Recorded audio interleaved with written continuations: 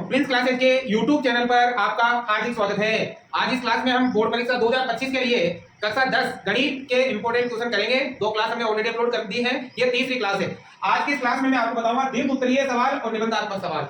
यानी कि दीर्घ उत्तरीय सवाल आएंगे आपके 4 और निबंधात्मक सवाल आएंगे बोर्ड परीक्षा में 3, बिल्कुल सिलेबस के अकॉर्डिंग। और आज की ये क्लास आपको बोर्ड परीक्षा में 24 नंबर दिलाएगी। इस बात की पूरी गारंटी है, 24 नंबर आपको मिलेंगे 80 में से, क्योंकि दीर्घ उत्तरीय प्रश्न आएंगे टोटल 4, प्रत्येक प्रश्न 3 नंबर का होगा। और यहाँ पर विकल्प आएगा आपके अथवा में, प्रत्येक सवाल के अथवा में सवाल होगा। अब कौन सी प्रश्नावली से आएगा? एक तो 5 प्रश्नावली से आएगा, तो सबसे पहले 5 के सवाल ले रहा हूँ। इसके बाद 7 प्रश्नावली से आएगा और एक 10 प्रश्नावली से आएगा और एक 13 प्रश्नावली से आएगा। तो 13 जो मैंने कल बता दिया आपको, कल वाली क्लास आप देखोगे तो ये 13वीं प्रश्नावली का सवाल आपको हो जाएगा। 4 नंबर का सवाल होगा, वो टोटल सवाल आएंगे आपके 3 सवाल आएंगे 4 नंबर के। एक 4 नंबर का निबंधात्मक, ये आएंगे प्रश्नावली। एक तो 4 से आएगा जो आज बताऊंगा मैं, एक 8 से आएगा जो आज बताऊंगा मैं, और एक 13 से आएगा जो मैं कल बता चुका हूं। तो ये दो तो मैं कल बता चुका हूं आपको। अब आप ये ध्यान से देखोगे तो आप 24 नंबर 100% लेके आओगे बोर्ड परीक्षा में। ये क्लास अच्छी लगे तो आप अधिक से अधिक गरीब छात्रों तक इसे पहुंचाएं, शेयर करें। और आपको इनके पीडीएफ नोट्स चाहिए तो आप पीडीएफ नोट्स मात्र 30 रुपए में ले सकते हो। आप अच्छी तरह से सपोर्ट करोगे तो ही मैं कल फिर आपके लिए 2-2 नंबर के सवाल और 1-1 नंबर के सवाल और लेकर आऊंगा। इस बात की पूरी गारंटी है, जो मैं पढ़ा रहा हूं उनसे बाहर कुछ नहीं जाने वाला है। तो चलिए स्टार्ट करते हैं। सबसे पहले लिया है मैंने पहला, 2 अंकों वाली कितनी संख्याएं 3 से विभाज्य है। 2 अंकों की ऐसी कितनी संख्याएं हैं जिसमें किसका भाग जाता है? 3 का भाग जाता है। तो चलिए भाई, सबसे पहले यहाँ पर आपको हल करने के लिए एक बनानी पड़ेगी समांतर श्रेणी।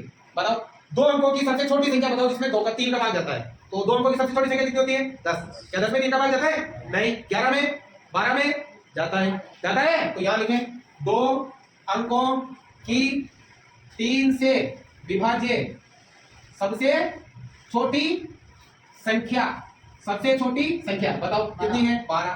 ठीक है, 12 दोगी और 12। ठीक है, और सबसे बड़ी संख्या, सबसे बड़ी संख्या बताओ 2 अंकों की सबसे बड़ी संख्या कितनी होती है?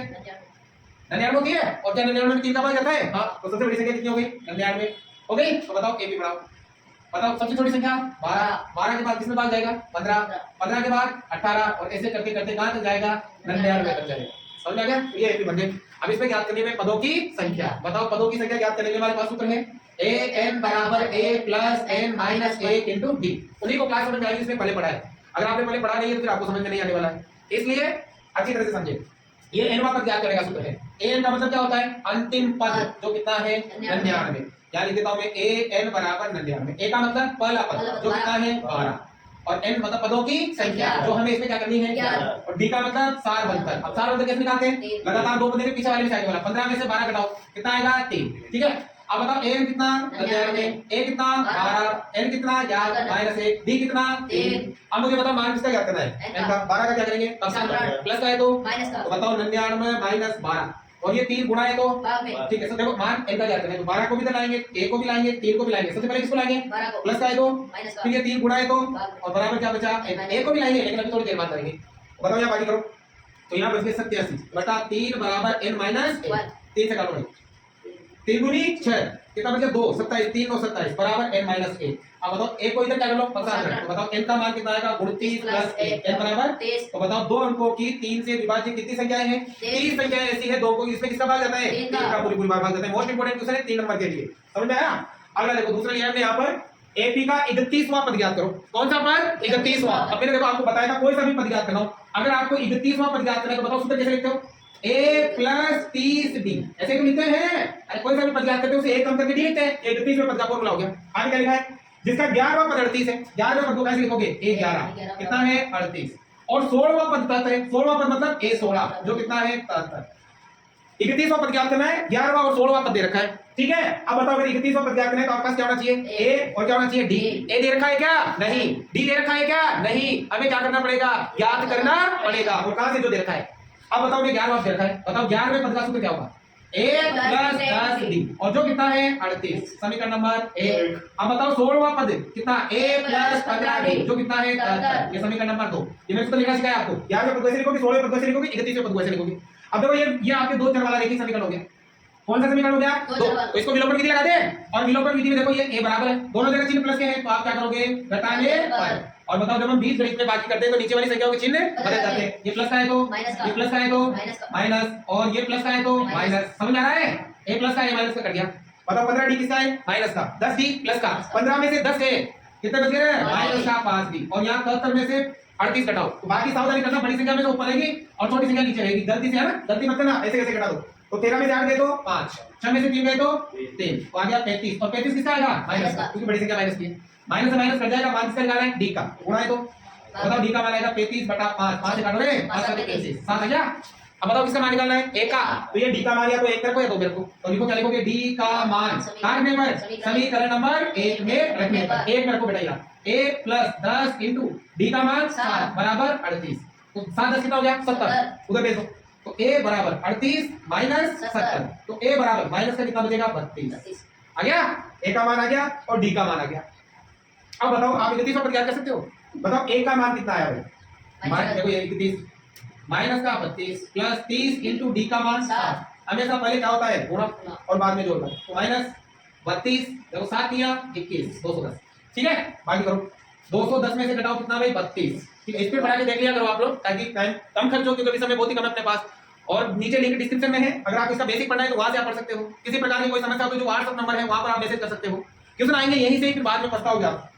तो घटाओ भाई 10 में से 2 गए तो 8, यहाँ 10 में से 3 गए तो 7, और यहाँ 1, बताओ कितना आया 178, प्लस का आएगा, यहाँ कौन सा पद 31वां पद, बताओ कोई समस्या, बढ़िया समझ आ गया, किसी बच्चे कोई समस्या नहीं है, चलो आगे बढ़ते हैं। देखो 3 नंबर लिया हमने, 10 और 250 के बीच 4 के कितने गुणज है, मतलब 10 और 250 के बीच 4 के कितने गुणज है, गुणज का मतलब 4 का किसकी संख्या में क्या जाता है भाग जाता है, बताओ सबसे पहले देखो क्या लगाओ, हल करते हैं, यहाँ पर मैं बताओ क्या बनानी पड़ेगी, एपी समांतर श्रेणी, ठीक है। यदि आप नेक्स्ट ईयर गणित सब्जेक्ट लेना चाहते हो तो उसके लिए भी ऑनलाइन क्लास अवेलेबल रहेगी 11th मैथ की, और ऑफलाइन क्लासेस भी अवेलेबल है, तो आप 11th का भी बैच ज्वाइन कर सकते हो, जल्दी स्मार्ट बोर्ड आ जाएगा, और वहां से फिर हम शानदार क्वालिटी के साथ आपको आगे बढ़ाएंगे।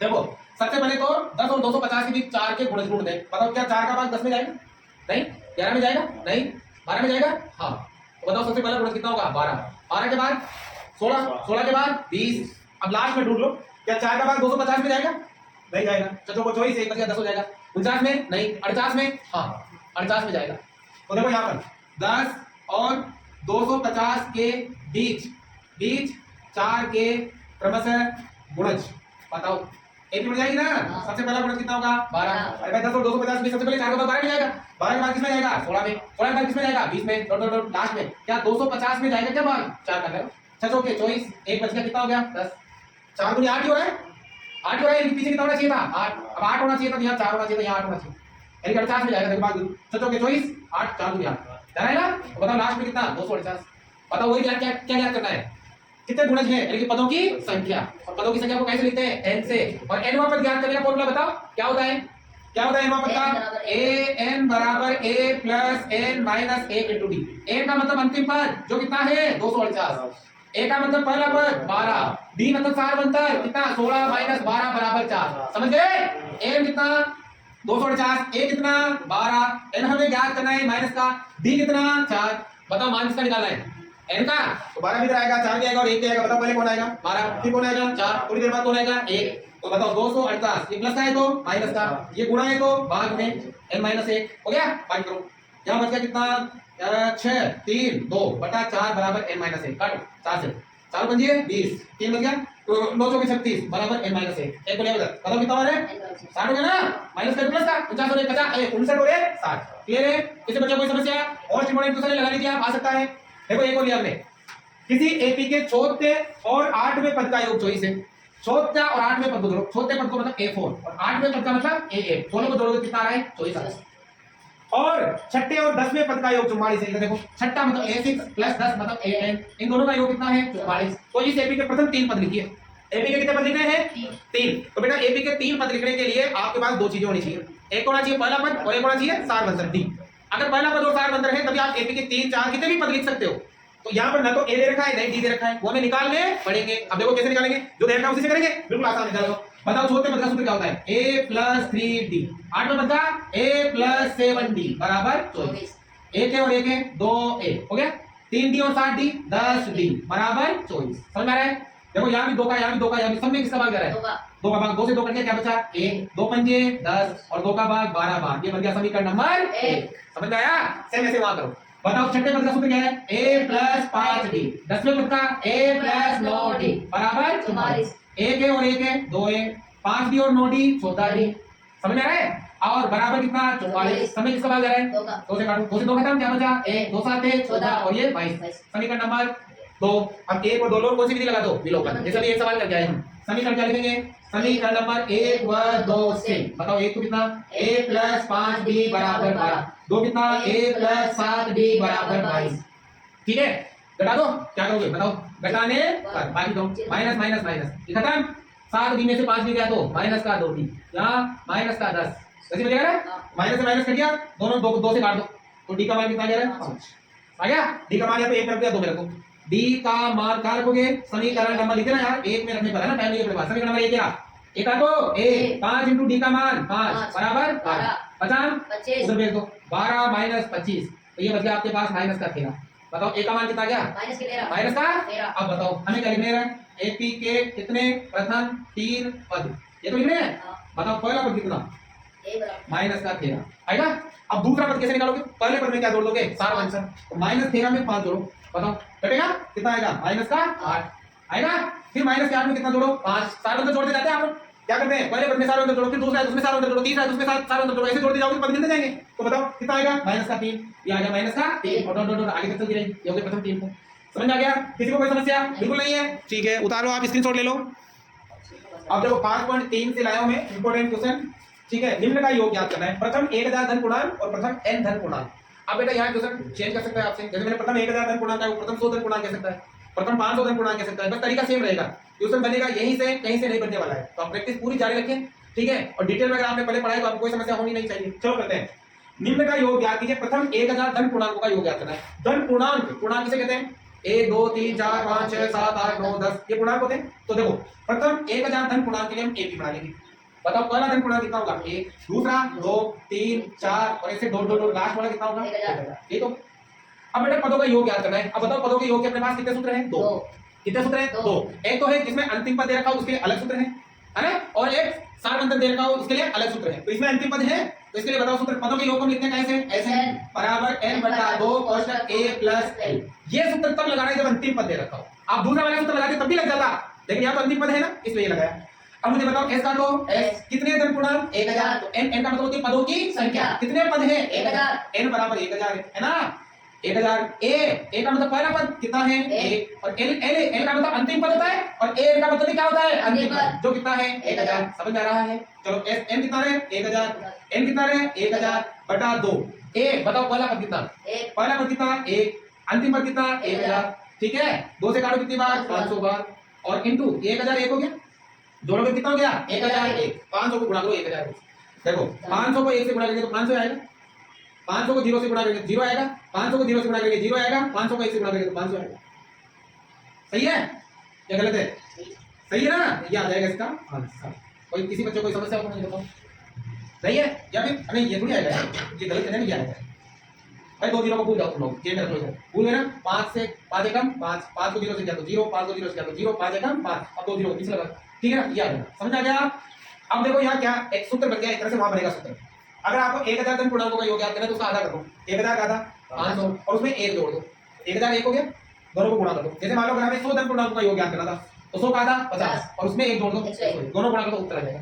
500 का करना हो तो 500 का आधा 250, 500 में 1 जोड़ दो 501, एक हुआ यहाँ पर। देखो उसको देखो, समझ आइए, गुणा साधन का गलत मतलब। प्रथम n धन पूर्णांकों का योग ज्ञात करना है, प्रथम n धन पूर्णांक इसके लिए भी बनाते हैं। प्रथम n धन पूर्णांक, पूर्णांक वही 1 2 3 4 5 6 7 8, पहला बताओ 1 2 3 4 दो दो कहां तक n तक, n जैसे प्रथम 1000 तो लास्ट वाला 1000 आएगा, प्रथम n तो लास्ट वाला n आएगा। और योग ज्ञात करना है तो बताओ अंतिम पद को इस पर लगाओ, Sn बराबर n/2 कोष्ठक a + l। n का मतलब पदों की कितनी है, n ही है, n बराबर n/2 कोष्ठक a कितना है 1 + n, अंतिम पद n ही है। समझ में आया, हल करो। Sn बराबर, अब बताओ ये सही लिखो इसको, n कोष्ठक इसको आगे पीछे कर दो, n + 1/2 क्लियर हो गया, ये वाला फॉर्मूला बन गया ना। जो भी संख्या है, संख्या कितनी थी 1000, 1000 में कितना जोड़ो 1 और किसका भाग दे दो 2 का। तो ये आपको प्रथम n धन पूर्णांकों का योग ज्ञात करने का सूत्र है एक तरह से। तो आपसे एक नंबर में भी क्वेश्चन मिलेगा साइंस प्रश्नावली से, वहां पर आपसे ये भी पूछा जा सकता है प्रथम n धन पूर्णांकों का योग ज्ञात करने का सूत्र बताओ। तो ये एक तरह से एक नंबर का क्वेश्चन भी बनना है, तो आप इग्नोर न करें और अच्छी तरह से इसको समझ ले। हाँ अवसर आएगा ना, तो अवसर में पूछा जा सकता है, तो याद ध्यान रखना। क्लियर हो गया, आगे देखते हैं। अगला देखो, यदि किसी AP के प्रथम 14 पदों का योग 1050 है तो इसका प्रथम पद 10 है तो 20वां पद ज्ञात कीजिए। अच्छी तरह से देखो, हो जाएगा। इस प्रकार के सवाल में पहले तो आपको जो दे रखा है वो लिख लो आप, यदि किसी एपी के 14 पदों का योग 1050 है, 14 पदों, प्रथम 14 पद, 14 पदों का योग मतलब एस 14 कितना है 1050, ठीक है ना। इसका प्रथम पद 10 है, प्रथम पद बोले तो ए बराबर 10 है, ठीक है बेटा। और हमसे कहा इसका 20वां पद ज्ञात करो, बताओ 20वें पद का सूत्र क्या होता है, ए प्लस 19d। अगर 20वां पद ज्ञात करना है तो ए और डी होना चाहिए, ए है हमारे पास, क्या नहीं है, निकालना पड़ेगा। कहां से निकालेंगे, जो में दे रखा है वहीं से निकालेंगे। अब देखो 14 पदों का योग दे रखा है, अब योग दे रखा है तो हम योग वाला सूत्र लगाएंगे, और योग वाला भी कौन सा, डी वाला, क्योंकि मैं डी निकालना है, ठीक है। बताओ सूत्र क्या है, एस एन बराबर एन बटा 2 कोष्ठक 2a plus N minus 1 into D. Clear बेटा, एस का तो एस एन है, एन का मतलब है पदों का योग, पदों की संख्या। बताओ कितने पद है, 14 पद, एन पद कितने 14 बटा 2, 2 ए कितना 10 प्लस एन कितना 14 माइनस 1 और डी हमें करना है ज्ञात, बराबर। बताओ 14 पदों का योग कितना है 1050। क्लियर है, याद है कोई समस्या, 2 से काट दो कितनी बार गया 7 बार, गुणा करो 10 दूनी 20 प्लस 14 में से गया तो 13 को डी से गुणा किया तो 13 डी बराबर 1050, 7 ही गुणा है तो 20 प्लस 13 डी बराबर 1050 बटा 7, 7 से काटोगे 7 के कम कितना बच गया 35 हो गया, 7 पंजे 35 और 0 आ जाएगा, ठीक है। मान किसका निकालना है 13 का, क्या करो ये 20 का 13 डी बराबर 150 माइनस 20 कितना बचा 130, ये 13 गुणा है तो डी का मान 13 बटे में आएगा तो कितना आएगा 10, डी का मान कितना गया 10। अब बताओ कौन सा पद ज्ञात करना है 20 मान, बताओ formula a plus 19d, a कितना 10 19 इंटू डी कितना 10, पहले गुणा होता है याद रखना 10 प्लस 190, बताओ कितना आ गया 200, बताओ 20 पर कितना होगा 200। नेक्स्ट, ऐसे 40 धन पूर्णांकों का योग ज्ञात कीजिए, 40 धन पूर्णांकों का योग ज्ञात करना है जो 6 से विभाज्य हो, जिसमें किसका भाग जाता हो 6 का। बताओ सबसे पहले किसमें जाएगा 6 का भाग, 6 में जाएगा, फिर किसमें जाएगा, हमें 40 धन पूर्णांक चाहिए, धन पूर्णांक 1 2 3 4 5 6 7 8 9 10 होते हैं, तो सबसे पहले 6 में, फिर 12 में, फिर 18 में, ऐसे करते करते लास्ट में किसमें जाएगा 6 के 24 गुणा कर लो 240 में, किसमें जाएगा 240 में जाएगा लास्ट में, समझ आ रहा है। तो देखो ध्यान रखाओ 6 से विभाज्य प्रथम 40 धन पूर्णांक, ठीक है। करो भाई ए भी बनाओ, सबसे पहले 6 का भाग 6 में जाएगा, फिर 12 में, फिर 18 में, ऐसे करते करते कितने हैं 40 धन पूर्णांक चाहिए, तो 6 को 40 गुणा करो 24 लास्ट वाला कितना आएगा 240 आएगा क्या। अब इनका क्या ज्ञात करना है योग, योग ज्ञात। अब नहीं, अगर ये नहीं करना चाहते लास्ट वाला तो यहाँ से हो जाएगा, डी निकाल लेना है ना, डी वाला सूत्र लग जाएगा, इसमें डी वाले की जरूरत है। अरे भाई 40 धन पूर्णांक चाहिए ना, किससे विभाज्य 6 से, तो 6 को 40 गुणा करो तो लास्ट को लास्ट में 240 में बदल जाएगा। बताओ सूत्र क्या है, एस एन बराबर एन बटा 2 कोष्ठक a प्लस एन, एस का तो एस एन और रुक जा 2 एन और रुक जाओ एन, एन का मतलब 40, दिनेश ध्यान से करो बेटा 40 बटा 2 a कितना 6 n कितना 240, ठीक है। 2 से काट दो भाई कितना 20, है ना, यहाँ कोई चीज नहीं तो गुणा लग जाता है और ये हो गया 246 गुणा करो 0 का तो 0, 6 दूनी 12 4 दूनी 8 और 1 9 और 2 दूनी 4, कितना आ गया 4920। 200 वालों बताऊंगा, इनसे बाहर एक भी नहीं आने वाला, क्योंकि अथवा में उत्तर आएगा तो दोनों से एक तो एक मिलेगा, फिर इसके बाद 7 प्रश्न करेंगे। क्लियर, देखो बेटा अगला इसके लास्ट सवाल है, उसके बाद फिर हम प्रश्नावली इसके बाद 7 के करेंगे, 3 नंबर का सवाल जो आएगा। देखो 8 के प्रथम 15 गुणजों का योग, अभी जो बताया सेम वैसे ही 8 के 15 गुणज, प्रथम 8 का पहला गुणज 8, दूसरा 16, तीसरा 8 का पहाड़ा बोलो गुणज का मतलब 8 को 1 से गुणा करने पर कितना आता है, 2 से गुणा करने पर कितना आता है, 15 गुणज चाहिए तो आप चाहो तो लास्ट वाला पद भी याद कर लो, 15 से गुणा करो 8 से 15 टी 120, लास्ट वाला कितना हो जाएगा 120। बताओ यहाँ पर एपी बना के डायरेक्ट इधर 8 के प्रथम 15 गुणज, बताओ सिंपल है, फिर 16 फिर 24 डॉट 15 टी 120, चलो याद कर लोगे।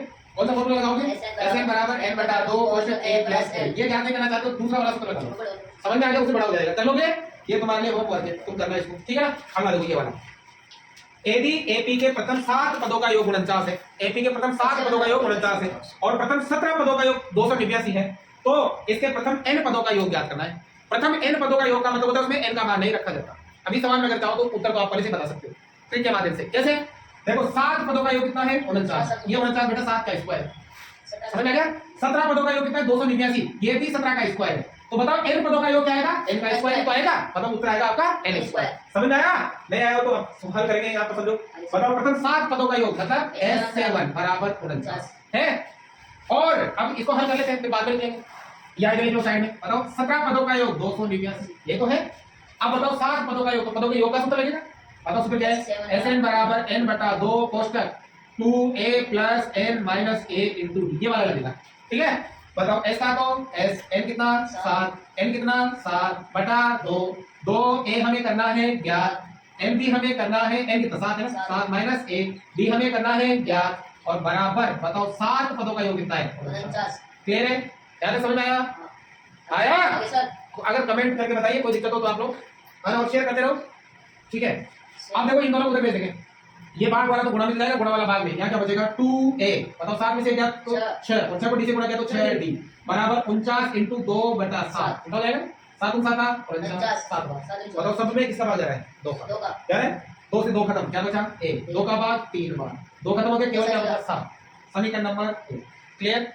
प्लस 2 सभी 2 का भाग दे दिया, 2 का भाग देंगे 2 से 2 का ठीक है, हां गुणा करो कोई दिक्कत नहीं है, फिर बाद में दे लो, तो इतना लंबा करने की क्या जरूरत है, शॉर्ट में करो। यहाँ देखो 17 पदों का योग, तो यहाँ भी फॉर्मूला लगेगा, मतलब 17 पदों का योग, ऐसा तो s n का मतलब 17 बराबर n का मतलब 17 बटा 2 cos 2 इनटू a हमें क्या करना है 11 plus n 17 minus 1 into d बराबर कितना 289 दूसरे पे आ गया।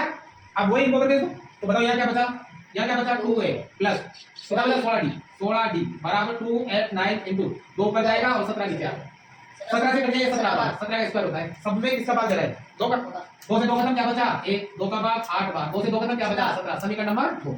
अब 1 को 2 लेंगे कौन सी विधि लगाएंगे विलोपन, इधर कर दो तो बताओ क्या लिखोगे समीकरण नंबर 1 व 2 से, एक तो क्या है बताओ a प्लस 3d बराबर 7 और 2 क्या है a प्लस 8d बराबर 17, घटा दे क्या लिखोगे घटाने पर घटाओ माइनस माइनस माइनस ये खत्म, 8 में से 3 गए तो माइनस के 5d और यहाँ माइनस के 10, माइनस से माइनस खत्म, दोनों में 5 सवाल देगा तो 2 आ जाएगा, क्लियर है।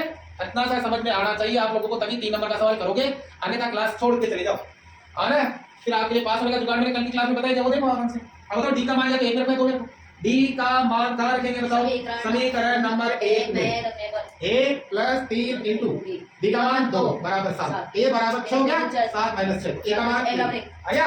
अब बताओ क्या करना है, बताओ n पदों का योग, अब बताओ बेटा पदों के योग का सूत्र ये अपने पास है ना, s का तो s n पदों का योग ज्ञात कर n आएगा बराबर n n आएगा बटा 2 कोष्ठक 2 इनटू बताओ a का मान माइनस प्लस n आएगा माइनस 1 इनटू d का मान 2 आएगा, समझ आ रहा है s n बराबर n बटा 2 कोष्ठक 2 एकम 2 प्लस 2 को गुणा करो, 2 कैसे गुणा किया 2 माइनस 2 एकम 2, क्लियर है।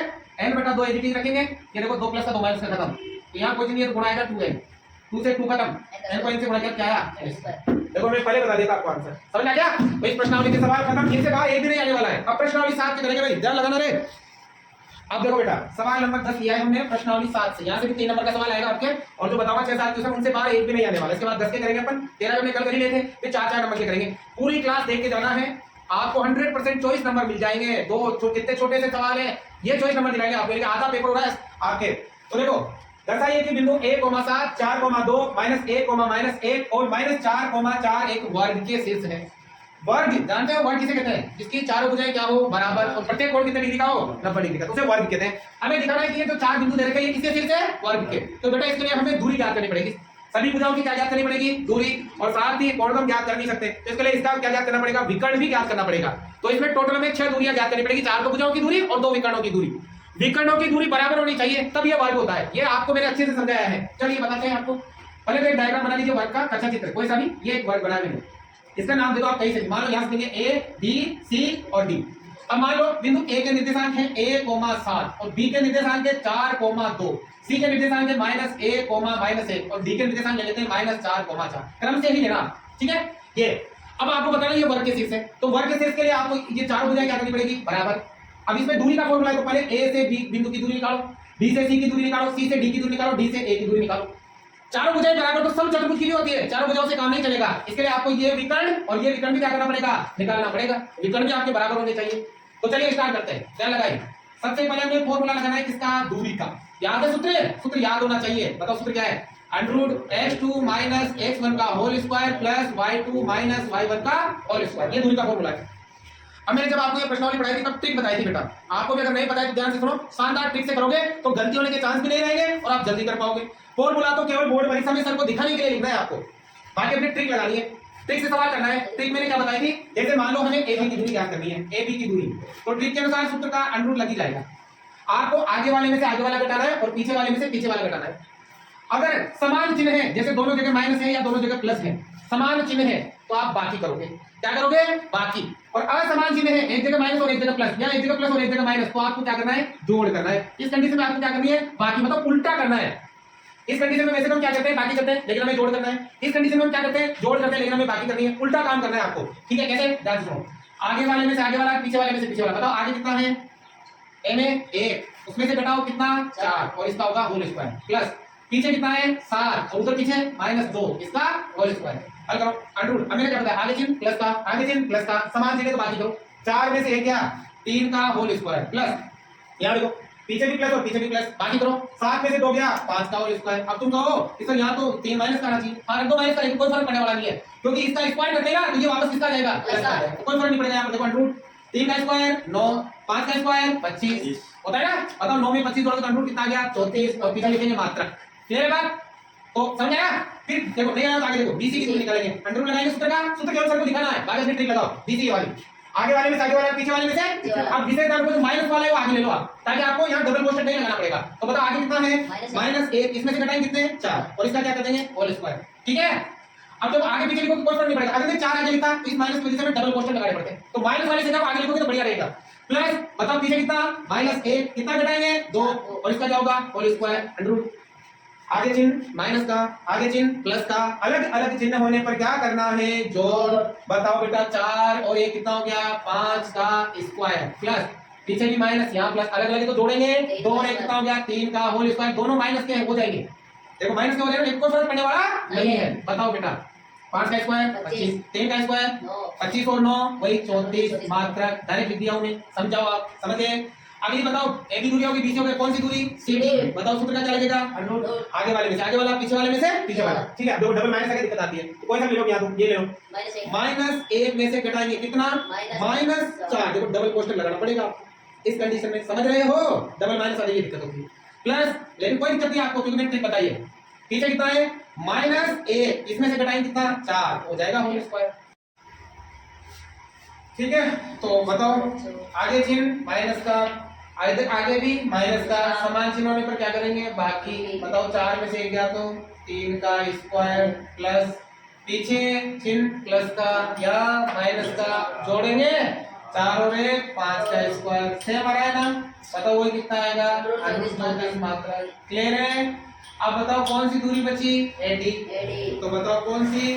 AD। सूत्र क्या लगेगा? अंडर रूट आगे वाले में से आगे वाला, पीछे वाले में से पीछे वाला। आगे चिन्ह माइनस, इसमें से कटेगा 1, इसका होल स्क्वायर। बताओ पीछे 4, इसमें से कटेगा 7 होल स्क्वायर। अंडू लगाएंगे। आगे चिन्ह बताओ किसका है? माइनस का, यहाँ प्लस का, जुड़ेगा 4 और 1 5, प्लस बताओ यहाँ प्लस, यहाँ भी प्लस, कटेगा 7 में से 4 गया तो 3। सेम आ रहा है, वही 34 आएगा। बताओ चारों भुजाएं क्या आ गई? बराबर। लेकिन चारों भुजाओं से काम नहीं चलने वाला, क्योंकि चारों भुजाएं तो किसकी बराबर होती है? समचतुर्भुज की भी बराबर होती है ना, इसलिए इसके क्या ज्ञात करने पड़ेंगे? विकर्ण। तो बताओ सबसे पहले विकर्ण ज्ञात करो। विकर्ण कौन सा? AC। अब ट्रिक शॉर्ट में लगाओ डायरेक्ट। आगे वाले में से आगे वाला, पीछे वाले में से आगे चिन्ह प्लस और वहां माइनस, अलग अलग चिन्हों को जोड़ करो। 1 और 1 कितना हो गया? 2 का स्क्वायर। बताओ आगे चिन्ह पीछे चिन्ह प्लस और वहां माइनस, कितना आएगा? 7 और 1 8 का स्क्वायर। बताओ 2 का स्क्वायर 4, 8 का 64, 15 हो गया, 68 हो गया ना? ये पास मात्र लिख देगा। अब बताओ काहे की करेगा? BD विकर्ण। BD कर लिया। बताओ सूत्र का क्या लगेगा? अंडर रूट आगे कितना? प्लस, न लगाओ कोई दिक्कत नहीं। 4 ये माइनस, 4 और 4 कितना हो गया? 8 का स्क्वायर। प्लस हो गया ना? अलग अलग चिन्ह, यहाँ समान चिन्ह तो बाकी होगी। 4 में से 2 गया तो 2 का स्क्वायर। बताओ सेम आ गया, और सेम कितना आएगा? 4 का 8 का स्क्वायर 64, 2 का 4 कितना आएगा? 68। तो लिखो, क्या लिखोगे? चारों भुजाएं बराबर और दोनों विकर्ण भी बराबर। अतः सिद्ध हुआ ABCD एक क्या है? वर्ग है। वर्ग, ये वर्ग है, और ये जो चारों बिंदु है वो किसके शीर्ष है? वर्ग के। हिंदी लिख दोगे? आपको लिखनी है भाई, लिख देना, कोई दिक्कत हो तो मुझे बताना। हाँ लिखनी है यहाँ पर, चारों भुजाएं बराबर, दोनों विकर्ण बराबर, अतः ये जो बिंदु है ये एक वर्ग के शीर्ष है। क्लियर। इंपॉर्टेंट क्वेश्चन देखो 11वां, एक्स और वाई में एक संबंध ज्ञात कीजिए। एक्स और वाई में संबंध ज्ञात करने का मतलब है दो चर वाला रैखिक समीकरण बनेगा। दो चर वाला कौन सा समीकरण बनेगा? रैखिक समीकरण बनेगा। एक्स और वाई में एक से एक संबंध ज्ञात कीजिए ताकि बिंदु x, y ये बिंदुओं 7, 1 और 3, 5 से समदूरस्थ हो। ये वाला जो बिंदु है इन दोनों बिंदुओं से क्या हो? समदूरस्थ। मान लो ये बिंदु यहाँ पर है, जो क्या है बताओ? x, y यार ये बिंदु, और इस बिंदु से ये दो बिंदु समदूरस्थ मतलब बराबर दूरी पर है। ये वाली दूरी बराबर होगी। तो मान लो एक बिंदु ये है 7, 1 और एक बिंदु ये है 3, 5। ये तो क्या है? समदूरस्थ का मतलब होता है बराबर दूरी पर। समझ में आ रहा है? चलो मान लो ये बिंदु A है, ये बिंदु B है और ये बिंदु C है। क्लियर है? अब आपको यहाँ पर क्या बनेगा? यहाँ पर दो चर वाला रैखिक समीकरण बनेगा। x और y में संबंध ज्ञात कीजिए तो दो चर वाला रैखिक समीकरण बनेगा। आपको ये ध्यान रखना है। समदूरस्थ है इस बिंदु से ये दोनों बिंदु ये ले लिया। अब बताओ यहाँ भी किसका फॉर्मूला लगेगा? दूरी का फॉर्मूला सूत्र दिखाओ, बताओ क्या है? x2 माइनस x1 का whole square, y2 minus y1 का होल स्क्वायर। अब हमसे कहा ये AB की दूरी किसके बराबर है? AC की दूरी के। तो बताओ AB बराबर किसके हैं? AC के।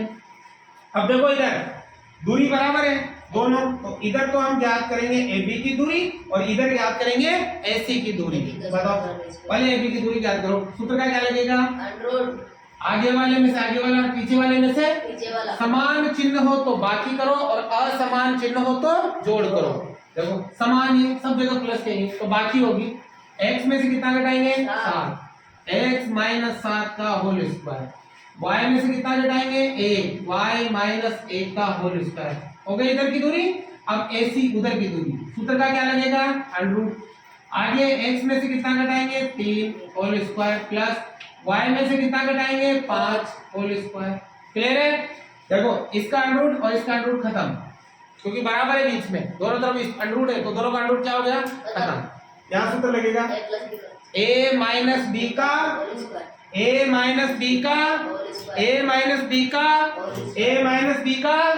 आपको आना चाहिए a माइनस b का होल स्क्वायर। कैसे होता है?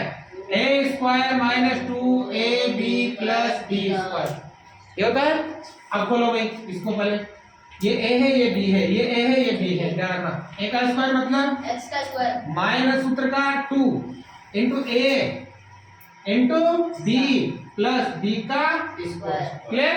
इसको खोलो प्लस a का स्क्वायर मतलब y का square minus 2 into a into b plus b का स्क्वायर। अब उधर इसको भी खोलेंगे, यहाँ से लिख देता हूँ मैं ताकि उधर आएगा नहीं। a का स्क्वायर मतलब x का स्क्वायर माइनस 2 इंटू a का मतलब x इंटू b का मतलब 3 और b का स्क्वायर मतलब 3 का स्क्वायर प्लस इसको भी खोलो a का स्क्वायर मतलब y का स्क्वायर माइनस सूत्र में 2 है इंटू a का मतलब y, b का मतलब 5 और b का स्क्वायर मतलब 5 का स्क्वायर। क्लियर है? अब आपको क्या करना है? बराबर के इस तरफ और बराबर के उस तरफ जो चीज सेम हो उसे काट दो। मतलब कैसे में एक्स स्क्वायर यहाँ भी प्लस का यहाँ भी प्लस का कट गया, सेम होना चाहिए। वाई स्क्वायर यहाँ भी प्लस का यहाँ भी प्लस का कट गया। और भी है क्या समान? केवल समान होना चाहिए, ये ध्यान रखना। नहीं है तुम सोचो ये दो समान है, पहले गुणा होगा ये ध्यान रखना। बताओ गुणा करो। 7 दूनी माइनस का 14x हो गया ना, 7 दूनी 7 49 हो गया। यहाँ देखो माइनस 2a का 2y और a का स्क्वायर a बराबर, इधर देखो 2 तिया 6 माइनस का 6x। यहाँ देखो 3 का स्क्वायर 9, यहाँ देखो माइनस 5 दूनी 10y और 5 का स्क्वायर 25। या तो इन सबको उधर ले जाओ या उन सबको इधर ले आओ। हस्तांतरण कर लो। तो उन सबको इधर ले आते हैं या इन सबको उधर ले चलते हैं? तो उनको इधर ले आओ या इनको उधर ले जाओ, तो एक ही बात है। माइनस का 14x प्लस माइनस का 2y हल कर लो इनको, 49 और 50 हो गया ना। लाओ इधर माइनस का 6x तो किसका हो जाएगा? प्लस का। माइनस का 10y तो किसका हो जाएगा? प्लस का। 9 और 25 कितना हो गया? 36।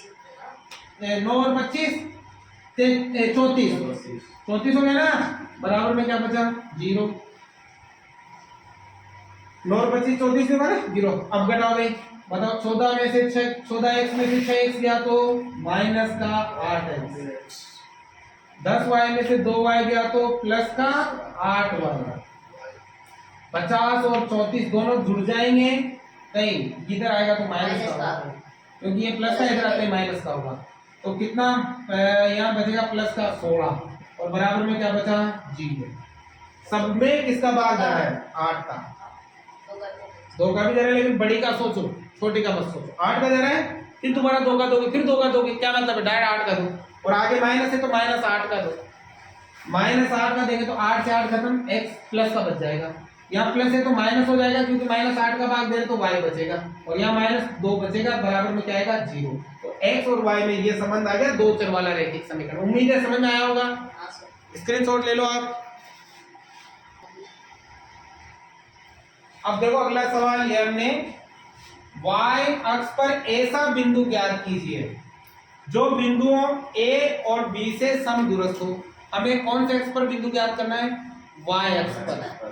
अब आपको ये ध्यान होना चाहिए कि y अक्ष पर अगर कोई बिंदु है तो उसके निर्देशांक क्या होते हैं 0, y। हम देखो बहुत ही अच्छा सवाल है, x अक्ष भी आ सकता है यहाँ पर। y अक्ष पर कोई बिंदु तो उसके निर्देशांक होते हैं 0, y, ये ध्यान रखना। और x अक्ष पर अगर कोई बिंदु होता तो क्या होता x, 0। ये x अक्ष पे भी पूछा जा सकता है, तब आप यहाँ क्या लोगे x, 0 लोगे। y अक्ष पर ऐसा बिंदु ज्ञात कीजिए तो बिंदु a और b से समदूरस्थ है। ये वाला जो बिंदु है a, मान लो यहाँ पर a है जो है 6, 5, यहाँ पर b है b जो है -4, 3। इन दोनों बिंदुओं से ये बिंदु समदूरस्थ है, मतलब बराबर दूरी पर है, मतलब ये वाली दूरी और ये वाली दूरी क्या है बराबर, और मान लेते हैं ये पॉइंट सी है। समझ में आ गया। अभी जो किया था संबंध वाला समदूरस्थ, यानी कि सूत्र किसका लगेगा दूरी का। सूत्र केवल सर को दिखाने के लिए अपनी ट्रिक काम करती है। बताओ x2 - x1 का होल स्क्वायर, y2 - y1 का होल स्क्वायर। देखो है, बताओ हमारे पास AC की दूरी बराबर किसके हैं BC के। इस साइड AC की दूरी, उस साइड BC की दूरी। पहले AC की दूरी निकालो। सूत्र क्या लगेगा 100। आगे वाले में से आगे वाला, पीछे वाले में से पीछे वाला। 0 में से कितना कटेगा 6 आएगा। तो 0 - 6 का स्क्वायर करेंगे प्लस पीछे y में से 5 घटेगा, y - 5 का होल स्क्वायर बराबर सूत्र का क्या लगेगा 100। यहाँ भी प्लस थे, समान चिन्ह होने पर बाकी होती है। अब इधर वाली दूरी निकालो। ये देखो 0 में से कितना घटेगा 4, तो बताओ कितना है 0 और -4, डबल कोष्ठक लगाना पड़ रहा है ना, स्क्वायर प्लस बताओ पीछे y, इसमें से घटेगा 3 का होल। हाँ कर लेंगे, कोई फर्क नहीं पड़ेगा, ऑन रूट आएगा ना। हाँ 4 वो 0 की जगह हाँ कोई फर्क नहीं पड़ेगा, इसमें कर देना। बताओ 0 में 6 घटा होता है, 6 जोड़ो 6 आएगा, और 6 का स्क्वायर कितना होता है, एक तो पहले रूट से रूट काटो। बताओ 6 का स्क्वायर कितना होता है 36। यहाँ लगेगा a - b का होल स्क्वायर लगेगा ना, a - b का होल स्क्वायर को लगा भी लगा लो डायरेक्ट। बताओ a a का स्क्वायर -2ab प्लस b का स्क्वायर खुल गया। उधर चलो बताओ 4 का स्क्वायर 16। अरे 0 में 4 घटा होता है, चलो 4 ही आएगा। 4 का स्क्वायर कितना हो गया 16। खोलो a का स्क्वायर -2ab प्लस b का स्क्वायर बराबर के इधर और बराबर के उधर जो सेम वो काटो।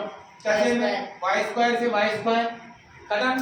हल करो कितना 36 प्लस 5 दूनी माइनस 5 दूनी 10 50 25 बराबर 16। ठीक है, यहाँ देखो 3 दूनी 6 y प्लस 3 का स्क्वायर 9। y को इधर ले आओ और गणित वाली संख्या को उधर ले जाओ। ठीक है, पहले जोड़ लो 25 और ये कितना हो गया 51 हो गया ना, माइनस का 10 y 61 हो गया 61 हो गया। ठीक है, उधर ये हो गया 25 माइनस का 6 y। एक काम करो 25 को इधर ले जाओ, 10 को उधर ले जाओ, 61 -25 बराबर -6y है, प्लस का 10y है। क्लियर हो रही है बात? बातें समझ में आ रही है आपको? आगे बढ़ते हैं। 61 में से कितना कटेगा? 25। बताओ कितना आएगा? 6। 36 आएगा। क्या करता हूँ? 11 में से 5 गए तो 6 और 5 में से 2 गए तो 3। 36 आएगा। 36 बराबर 10 में से 6 गए तो 4। ये गुणा है तो भाग में 36/4 यानी कि y का मान कितना आएगा? 9। तो बताओ y अक्ष पर वह बिंदु, बताओ 0, y का मान कहाँ होगा? बताओ 0,9 पर स्थित होगा, जो इन दोनों बिंदुओं से क्या होगा? समदूरस्थ होगा। समझ में आएगा आपको? कर लोगे परीक्षा में? करना ही है, आएगा तो। और यहाँ y की जगह क्या आ सकता है? x अक्ष भी आ सकता है। चलो अगला देखते हैं। उस बिंदु के निर्देशांक ज्ञात कीजिए। लास्ट साल इसी टाइप का क्वेश्चन आया था। उस बिंदु के निर्देशांक ज्ञात कीजिए जो बिंदुओं 4,-3 और 8,5 को जोड़ने वाले रेखाखंड को आंतरिक रूप से 3:1 के अनुपात में विभाजित करता है। अब विभाजन सूत्र काम आएगा यहाँ पर। मैंने आपको सिखाया था जब भी दो बिंदुओं के बीच में कौन सा शब्द आ जाए? और शब्द आ जाए तो एक बिंदु इधर लिखोगे, एक बिंदु इधर लिखोगे। और आ रहा है तो एक बिंदु यहाँ और एक बिंदु यहाँ। बताओ इस बिंदु के 4,-3 और इसके 8,5 और ये इन दोनों को मिलाने वाला रेखाखंड हो गया। अब ये इस पर कोई बिंदु है, मान लो बिंदु यहाँ पर है, जो इसको किस अनुपात में बांट रहा है? 3:1 में। और इस बिंदु के आपको क्या ज्ञात करने हैं? निर्देशांक। अब विभाजन का सूत्र आपको पता होना चाहिए। तो बताओ यहाँ कौन सा सूत्र लगेगा? यहाँ लगेगा विभाजन सूत्र। बताओ विभाजन सूत्र के लिए आप x और क्या ज्ञात करते हैं? y। सूत्र m1 + m2 बटा m1 + m2, फिर m1 + m2 बटा m1 + m2। यहाँ क्या आता है? x2 या x1 या y2 या y1। ये याद करने की ट्रिक है, आसानी से याद कर लेंगे। हो गया। अब मान करने हैं भाई। मान कैसे? बताओ आगे वालों को हम क्या लिखते हैं? x1 और y1। पीछे वालों को लिखो x2 और y2। और जो ज्ञात करना है बीच में x और y, और अनुपात को m1 अनुपात m2। क्लियर है?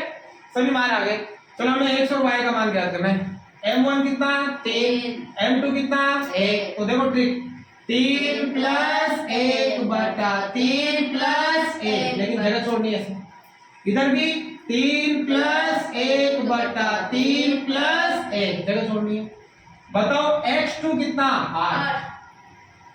x1 कितना? 4। ठीक है, याद देखो y2 कितना? 5। y1 कितना? -3। ठीक है, ये सावधानी बरतनी है भाई। गुणा करो 8 दिया 24, 4 एकम 4, 3 और 1 4। बताओ 5 दिया 15, प्लस माइनस 3 एकम 3 बटा 3 और 1 4। बताओ कितना हो गया? 28/4 और वहां 12/4। बताओ 4 7 28, 7 बार हो गया 4 7,3। तो बताओ उस बिंदु के निर्देशांक क्या होंगे? 7,3। समझ आया? उतारो फटाफट से। आगे देखो बेटा, अगला सवाल लिया है हमने बिंदु -4,6। बिंदु A -6,10 और B 3,-8 को जोड़ने वाले रेखाखंड को किस अनुपात में विभाजित करता है? मतलब यहाँ हमें क्या ज्ञात करना है? अनुपात ज्ञात करना है। ठीक है, अनुपात ज्ञात करना है तो कैसे ज्ञात किया जाता है? ध्यान से सुनो। मैंने बताया था दो बिंदुओं के बीच में और शब्द आ जाए तो एक बिंदु इधर आएगा और एक बिंदु इधर आएगा, तो और वहां आ रहा है। तो मान लो यहाँ बिंदु कौन सा है? A, जो है -6,10 और इधर जो बिंदु आएगा B, वो कितना आएगा? 3,-8। ठीक है, और शब्द आते एक इधर एक इधर। इन दोनों को जोड़ने वाला रेखाखंड ये हो गया। अब इस रेखाखंड पर एक बिंदु है, यहाँ ले लेते हैं, मान लो वो कितना है? बताओ -4,6। ये बिंदु इसको किस अनुपात में विभाजित करता है? मतलब आपको यहाँ क्या ज्ञात करना है? अनुपात। तो मैं बताऊं आपको, अनुपात ज्ञात करने के लिए केवल आपको एक ही सूत्र लगाना है, m वाला विभाजन सूत्र लगेगा। उसमें जो अभी हमने किया था पीछे, उसमें दो सूत्र थे, x का भी सूत्र था, y का भी सूत्र था। तो आपको या तो x वाला लगाना है या y वाला लगाना है। अब x और y वाला कैसे लगाना है इसको समझो। देखो यहाँ x का मान आगे है तीनों में, y का मान भी है तीनों में, इन तीनों में जिसका मान हो उसी का सूत्र लगाना है। पहले तो ये समझो, आगे वालों को क्या बोलोगे, x1 और y1, पीछे वालों को x2 और y2, और बीच वालों को x और y। ये तो बोलोगे, यही तो बोलोगे ना।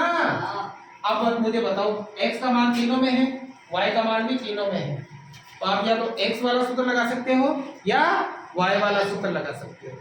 अब कंडीशन यहां पर ये भी बन जाएगी, कभी कभी आपको इस बिंदु की बजाय कह देगा कि x अक्ष इन दोनों बिंदुओं को किस अनुपात में विभाजित करता है। तो यहाँ x अक्ष विभाजित करेगा, अब x अक्ष विभाजित कर देगा, निर्देशांक क्या होते हैं, x, 0। तो बताओ इन तीनों में x का मान है क्या, है क्या? नहीं है, नहीं है ना। तो फिर यहाँ सूत्र कौन सा लगेगा, y वाला सूत्र लगेगा। अगर यहाँ y अक्ष कह देता तो फिर सूत्र निर्देशांक क्या होते, 0, y। तो सूत्र कौन सा लगता, x वाला। कौन सा लगता है, x वाला लगता। बात समझ में आ रही है क्या? तो इस तरह से आपको ये देखना है। तो बताओ यहाँ कौन सा लगा लो, या तो x वाला लगा लो या y वाला लगा लो। तो यहाँ हम विभाजन सूत्र लगेगा, विभाजन सूत्र, और विभाजन सूत्र भी कौन सा, x वाला लगा लेते हैं। x बराबर बताओ क्या होगा, m1 प्लस m2 बटा m1 प्लस m2। बताओ यहाँ क्या आएगा, x2, और यहाँ क्या आएगा, x1। केवल एक ही सूत्र लगता है जब अनुपात निकाल रहे होते हैं, और लगता कौन सा, मैंने समझा आपको, 3 सवाल कर दिए, इस एक ही सवाल में आपको समझना है बस। क्वेश्चन बनेगा x का मान -4, अनुपात ज्ञात करना है m1 और m2, जो हमें ज्ञात करना है ना। तो वही m1 प्लस m2 बटा m1 प्लस m2। अब बताओ यहाँ x2 कितना आएगा, 3। यहाँ x1 कितना आएगा, -6। हल कर ले, तो -4 बराबर 3 m1 3 m1 हो गया, प्लस माइनस -6 m2 हो गया, और बटे बताओ क्या आएगा, m1 प्लस m2। मान लो बटे में 1 है, क्या करोगे, वज्र गुणा, ये इससे गुणा हो जाएगा, ये इससे गुणा हो जाएगा। तो बताओ इसको इससे गुणा करो और इसको इससे गुणा करो, तो ये कितना आएगा बताओ, -4 m1 से गुणा किया, -4 m1, -4 को m2 से गुणा किया, -4 m2, और बराबर इसको इससे गुणा करो, सेम आएगा 3 m1 -6 m2, 6 m2। क्लियर है? अब बताओ क्या करोगे, m1 एक तरफ और m2 एक तरफ। तो क्या करो, 3 m1 को इधर लिया, -4 m1 तो पहले है, 3 को लाएंगे तो माइनस हो जाएगा, -6 m2 उधर है, उधर जाएगा तो प्लस हो जाएगा। ठीक है? अब यहाँ बताओ दोनों माइनस के जुड़ेंगे, -7 m1 इधर घटेंगे, -2 m2, माइनस से माइनस कट जाएगा। अब क्या करो, m2 को इधर ले आओ, 7 को उधर ले जाओ, गुणाए तो भाग में, गुणाए तो भाग में। तो बताओ क्या आएगा, m1 बटा m2, और उधर 2 बटा 7, अनुपात कितना गया, 2:7। चल लोगे, 3 सवाल हो गए इसमें आपके लास्ट। इसके बाद हम प्रश्नावली 10 के करेंगे भाई, ये बहुत सारे हैं, आप खुद भी करना, ठीक है ना, बाकी क्वेश्चन बनेगा यहीं से। अगला है बिंदुओं 1, 2, -2, और 2 बिंदुओं के बीच में कौन सा शब्द आ गया, बिना देखे लिख दो, एक बिंदु आएगा इधर और एक बिंदु आएगा इधर। इधर तो है a जो है 2, -2, इधर है -7, 4। ठीक है? को जोड़ने वाला रेखाखंड, ये हो गया इन दोनों को जोड़ने वाला रेखाखंड, को सम त्रिभाजित करने वाले बिंदुओं के निर्देशांक ज्ञात करो। सम मतलब समान, त्रि मतलब 3, भाजित मतलब भागों में। इस रेखाखंड को 3 भागों में तोड़ना है, बराबर भागों में। और अगर आपको 3 भागों में तोड़ना हो तो इस रेखाखंड पर कितने बिंदु लगाओगे, 2, और 4 भागों में तोड़ना होता है तो कितने लगाते हैं, 3। तो देखो 2 बिंदु लगाओ, मान लो एक यहाँ लगा दिया और एक यहाँ लगा दिया, देखो 3 भाग हो गए भाई, हो गए ना 3 भाग, 1, 2 और 3। तो 3 भागों में तोड़ना हो तो 2 बिंदु लगा दो। अब इन दोनों बिंदुओं के क्या ज्ञात करने हैं, निर्देशांक। बताओ आगे वाला x1 और y1, पीछे वाला x2 y2 x2 और y2, और जो ज्ञात करना होता है बताओ x और y, यहाँ भी ज्ञात करना है x और y। मान लो ये a है, ये b है, तो ये c हो गया, ये क्या हो गया d। अब बताओ इन दोनों बिंदुओं के निर्देशांक ज्ञात करने हैं, तो हमारे पास एक और चीज होनी चाहिए, बताओ क्या होना चाहिए, अनुपात। क्या यहाँ अनुपात दे रखा है आपको? अनुपात नहीं दे रखा है, मैं थोड़ा सा इसको मिटा देता हूँ, तुम समझ जाना। अनुपात नहीं दे रखा है तो पहले हमें क्या ज्ञात करना पड़ेगा, अनुपात। और अनुपात यहाँ आपको ज्ञात करने की जरूरत नहीं है, या आप खुद बनाओगे। कैसे बनाओगे? इसका अनुपात बनाओ। बताओ ये तीनों भाग बराबर है, इधर कितना भाग है, एक, अनुपात इधर कितना भाग है, दो, ये दो। यहाँ का अनुपात आप बताओ, इधर एक और एक दो भाग है, उधर एक भाग है, तो दो अनुपात है। ये हो गया m1 अनुपात m2, ये इसके लिए m1 अनुपात m2। क्लियर है? क्लियर है? अब बताओ इस बिंदु के निर्देशांक क्या कर सकते हो? बताओ अनुपात विभाजन सूत्र लगेगा, बताओ सूत्र क्या है, x, y। बताओ m1 प्लस m2 बटा m1 प्लस m2, और इधर भी m1 प्लस m2 बटा m1 प्लस m2 हो गया। अब बताओ यहाँ x2 यहाँ x1 यहाँ x2 y2 और y1। क्लियर है? अब मैं कर देता हूँ एक का सी का कर देता हूँ, फिर तुम कर लेना x, y। याद करना है ना, m1 कितना 1, m2 कितना 2। अब बताओ क्या आएगा, 1 प्लस 2 बटा 1 प्लस 2, 1 प्लस 2 बटा 1 प्लस 2। बताओ यहाँ आगे x2 कितना है, -7, x2 कितना है -7, x1 कितना है 2। क्लियर है? y2 कितना है 4, y1 कितना है -2। क्लियर है? आगे बढ़ो यहाँ पर 7 एकम 7 प्लस 2 दूनी 4 बटा 3, तो ये 3 हो गया ना, 4 एकम 4 प्लस माइनस 2 दूनी 4 बटा 3। बताओ यहाँ कितना बचा, माइनस का 3 बटा 3, यहाँ 0 बटा 3। बताओ यहाँ तो कितना आ गया, -1, 0। सी का डी का तुम याद कर लोगे, बस अनुपात चेंज होगा, कर लोगे ना, समझ आ रहा है? चलो उतारो भाई। अब प्रश्नावली 10 क्या करेंगे अपन। अब देखो प्रश्नावली 10 के सवाल है, ध्यान से समझना। पहला ये हमने सिद्ध कीजिए कि दो सकेंद्रीय वृत्तों में बड़े वृत्त की जीवा जो छोटे वृत्त को स्पर्श करती है, स्पर्श बिंदु पर समद्विभाजित होती है। देखो उसने कहा है दो सकेंद्रीय वृत्त, सकेंद्रीय वृत्त उन्हें कहते हैं जिन दो केंद्रों का वृत्त एक ही हो। जैसे एक वृत्त तो ये हो गया और दूसरा वृत्त इसी के अंदर होगा, दूसरा वृत्त ये हो गया, और इन दोनों का केंद्र एक ही है और केंद्र को हम O नाम दे देते हैं। ठीक है, ध्यान से समझना। दो सकेंद्रीय में वृत्तों में बड़े वृत्त की जीवा जो छोटे वृत्त को स्पर्श करती है, बड़े वृत्त की जीवा, ये बड़े वृत्त की जीवा जो छोटे वृत्त को स्पर्श करती है, बड़े वृत्त की तो जीवा है और छोटे वृत्त को स्पर्श करती है, मतलब छोटे वृत्त की स्पर्श रेखा है। स्पर्श बिंदु पर समद्विभाजित होती है। स्पर्श बिंदु मतलब यहाँ स्पर्श बिंदु होगा, इस पर समद्विभाजित होती है। समद्विभाजित मतलब ये दो बराबर भागों में बढ़ती है, ये हमें करना है सिद्ध। ध्यान से सुने, मान लो ये जीवा ए बी हो गई, ठीक है, और ये स्पर्श बिंदु सी हो गया। आपको सिद्ध करना है कि AC किसके बराबर है, BC के बराबर है। ध्यान से सुने, सबसे पहले इस प्रकार के सवालों में आपको लिखना पड़ेगा, सवाल में दिया है, क्या दिया है कि केंद्र ओ केंद्र वाले दो सकेंद्रीय वृत्तों में AB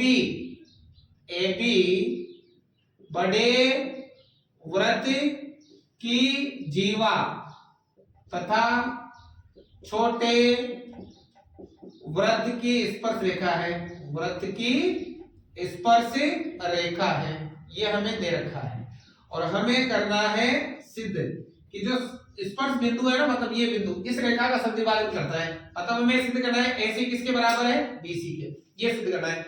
हल करेंगे तो उत्पत्ति में लिखेंगे, उत्पत्ति कैसे करेंगे, ध्यान से सुनो। आप क्या करो, चाहे रचना कर लो, थोड़ी सी लिखना चाहो तो लिख देना, वरना कोई आवश्यकता नहीं है। रचना रचना में ए को मिलाओ ओ से, बी को मिलाओ ओ से और सी को मिलाओ ओ से। तो ए बी व सी को केंद्र ओ से मिलाया, ये हमने करी है रचना। ठीक है, अब उत्पत्ति करते हैं। कैसे करोगे बेटा? इन दोनों को बराबर करना है, इसको और इसको दोनों को बराबर करने के लिए दोनों त्रिभुज लेने हैं और दोनों त्रिभुजों को करना है सर्वांग सम, जो 9th क्लास में करते थे। अगर ये दोनों सर्वांग सम हो गए तो ये दोनों बराबर हो जाएंगी बाई सीपीसीटी से। ठीक है, अब एक तो लेना है त्रिभुज कौन सा? एओसी, व त्रिभुज कौन सा? बीओसी से। ठीक है, अब दो त्रिभुजों को सर्वांग सम करने के लिए तीन चीजें बराबर होती है। कितनी? तीन। तो इस त्रिभुज की तो ये भुजा और इस त्रिभुज की ये भुजा बराबर है। क्यों बराबर है? क्योंकि ये बड़े वर्ग की त्रिज्या है और ये भी बड़े वर्ग की त्रिज्या है और त्रिज्या में से बराबर होती है। तो बताओ, एओ बराबर है बीओ के, क्योंकि ये त्रिज्या है। क्लियर बात? समझ में आ रही है? ये बीच वाली जो भुजा है वो उभयनिष्ठ है। देखो, इस त्रिभुज में भी है और इस त्रिभुज में भी है। तो ओसी किसके बराबर है? ओसी के। क्यों बराबर है? ये उभयनिष्ठ भुजा है, दोनों में एक ही है ना। और तीसरी देखो, यहां पर ये 1 नंबर कोण और यहां पर ये 2 नंबर। हमें प्रमेय नंबर 10.1 है, त्रिज्या और स्पर्श रेखा के मध्य कितने डिग्री का कोण बनता है? 90 डिग्री का। तो यहाँ 90 डिग्री का कोण है, तो कोण नंबर 1 बराबर है कोण नंबर 2 के। क्यों बराबर है? 90 डिग्री। आप लिख सकते हो प्रमेय नंबर 10.1। तो जिन दो त्रिभुजों की तीन चीजें बराबर हो, दोनों त्रिभुज क्या होंगे? सर्वांग सम। अब नियम कौन सा लगा? एस ए एस, दो भुजा एक कोण है तो एस ए एस नियम लग जाएगा। त्रिभुज कौन सा? एओसी सर्वांग सम हो जाएगा। त्रिभुज कौन सा? बीओसी। अगर ये दोनों त्रिभुज सर्वांग सम है तो सर्वांग सम त्रिभुजों के संगत भाग क्या होते हैं? बराबर, अर्थात एसी बीसी के बराबर हो जाएगी। अर्थात क्या हो जाएगा? एसी बराबर हो जाएगी बीसी। क्यों हो जाएगी? Bye CPCT.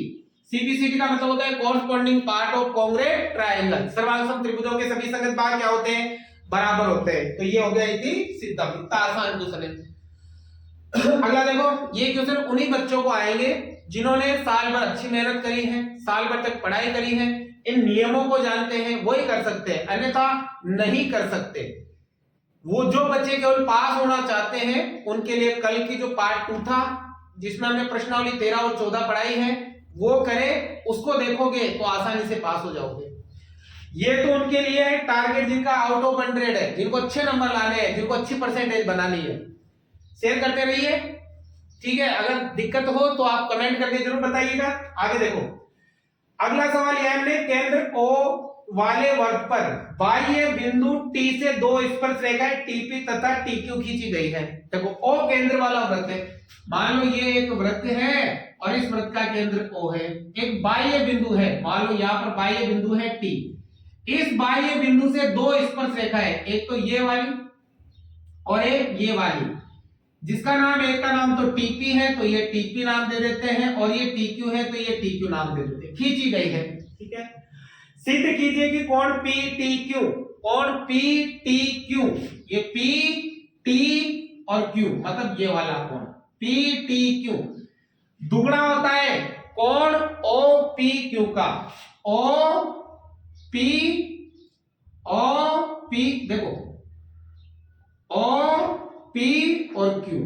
ठीक है, ये वाला कोण की बात होगी। OPQ ये वाला कोण इस कोण का दुगना होता है, मतलब ये 30, ये वाला ये 30 है तो ये 60 होगा, ये 50 है तो ये 100 होगा, ये दुगना होता है। ये वाला कोण इस कोण का दुगना होता है, ये मैं सिद्ध करना है। ठीक है, तो सबसे पहले लिखो, सवाल में दिया है, क्या दिया है बताओ? केंद्र O वाले वृत्त पर TP व TQ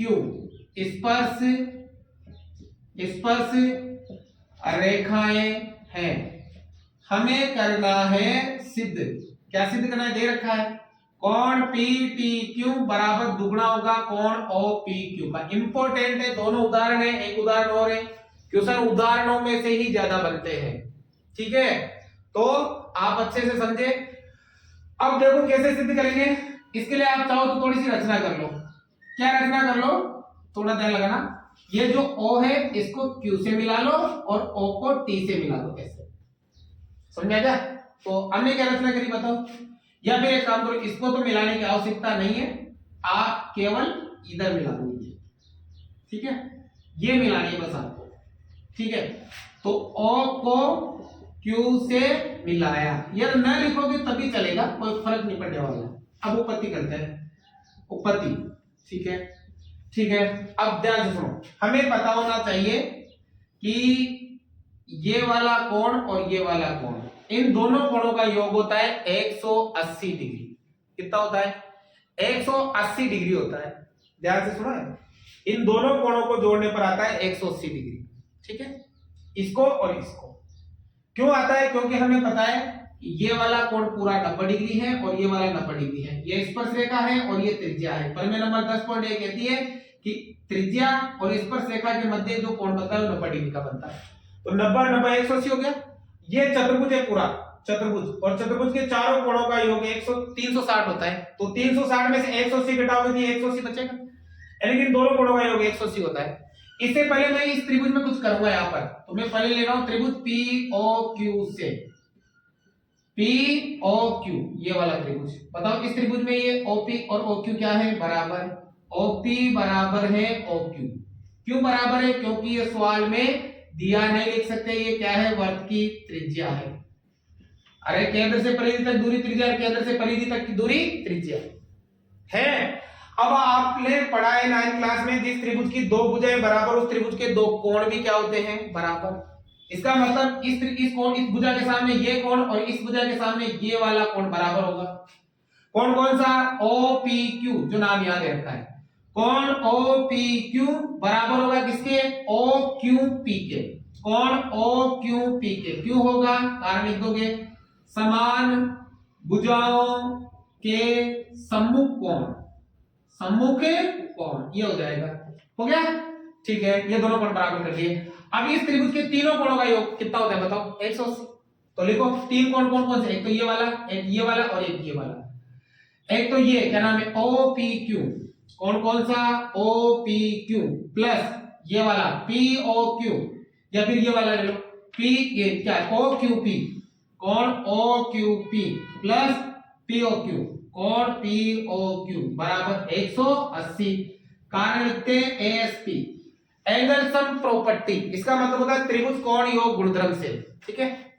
अब यहां देखो, हमें OPQ चाहिए, OPQ ये वाला कोण चाहिए, हमें ये वाला कोण नहीं चाहिए, नहीं चाहिए ये वाला, इसको हटाएंगे। कैसे हटाएंगे? ये दोनों बराबर है ना, तो इसकी जगह ये नाम लिखेंगे हम। तो बताओ, कोण OPQ प्लस यहां भी कोण OPQ, OQ, हाँ बराबर है, तो OPQ प्लस कोण POQ बराबर 180।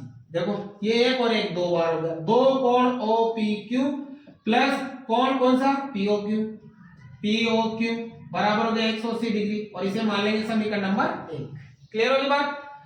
अब मैंने आपको अभी भी थोड़ी देर पहले बताया, तो आप पूरा कर ले या फिर डायरेक्ट कर ले, क्या कि ये दोनों कोणों का योग 180 होता है, ठीक है। कोण POQ और ये कोण PTQ, यानी जो नाम याद रखा है, कोण PTQ प्लस कोण POQ, कोण POQ बराबर 180 होता है। इसे मान लेंगे समीकरण नंबर 2। आप पूरा करना चाहो तो चतुर्भुज ले लेना, चतुर्भुज के चारों कोणों का योग कर लेना, ये आपके 180 आएगा। आगे 180। अब ये समीकरण 1 और ये समीकरण 2, समीकरण 1 और 2 से करो, समीकरण नंबर 1 व 2 से।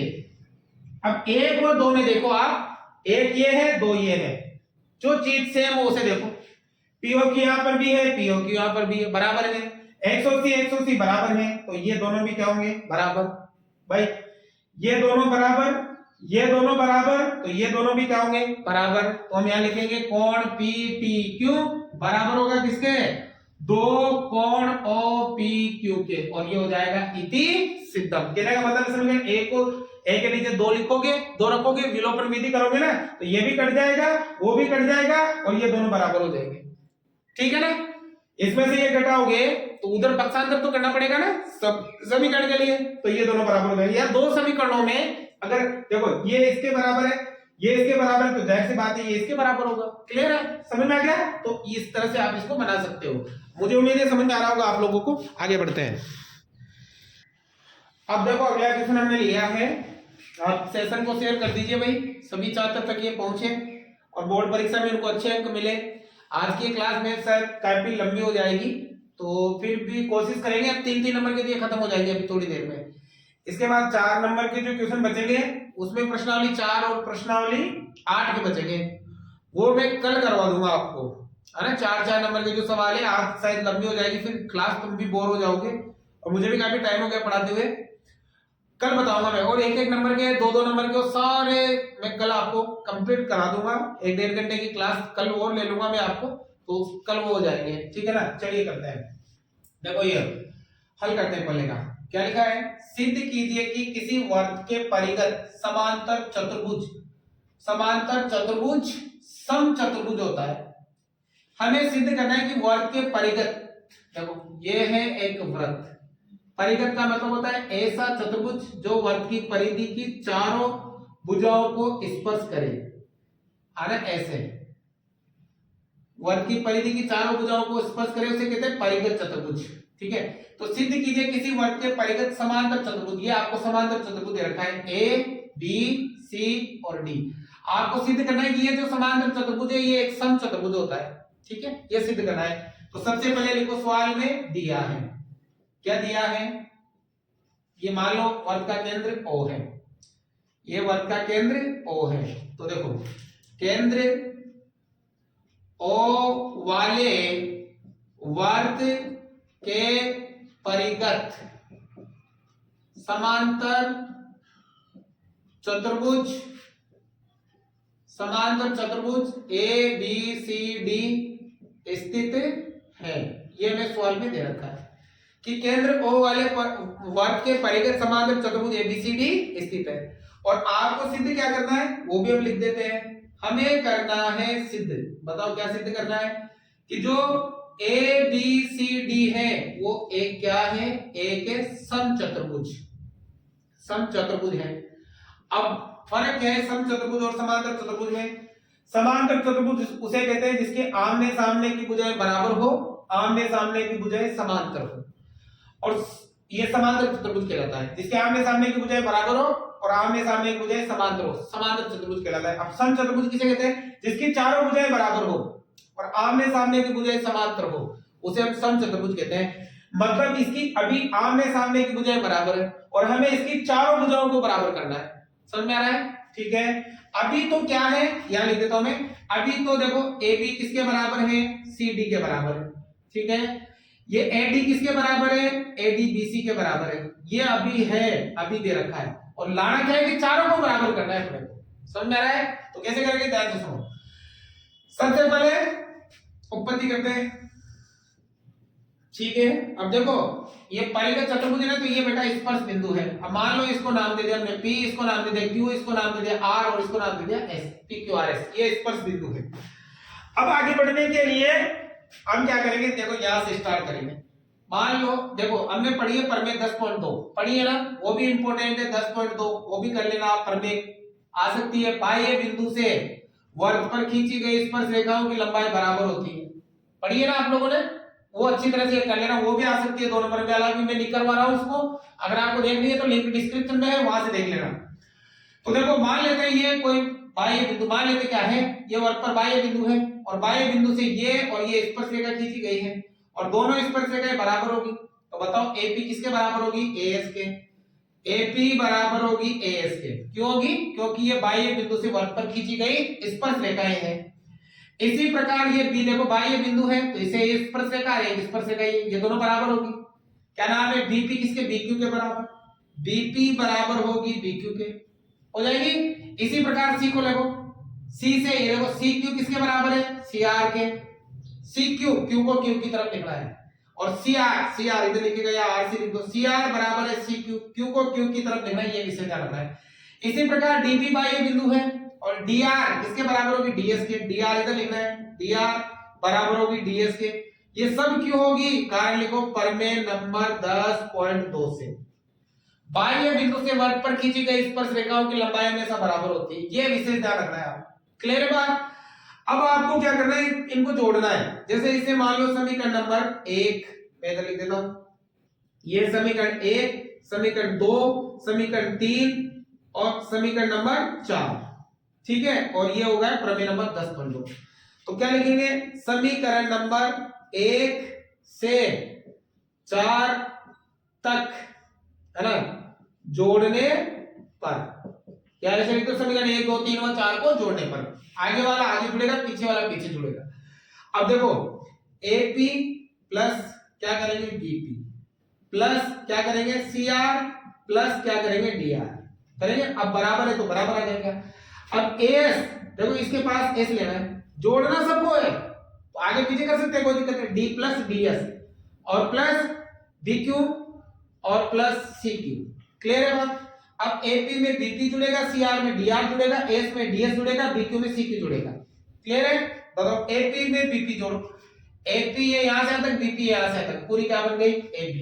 यहां कर देता हूं मैं, थोड़ा सा जगह कम पड़ गई इधर, ठीक है ना, तो यहां कर देता हूं। क्या बन गई, क्या बन गई, ये पूरी AB बन गई, AB बराबर, समझ में आ रहा है।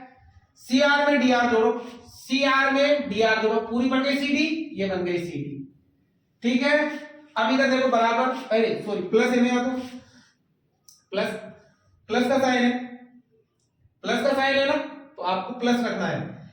AP में BP जोड़ेंगे तो क्या बन गए आपके, एक AP में तो AB बन गई, AB प्लस, ठीक है, बन गई ना, समझ में आ रहा है, ठीक है।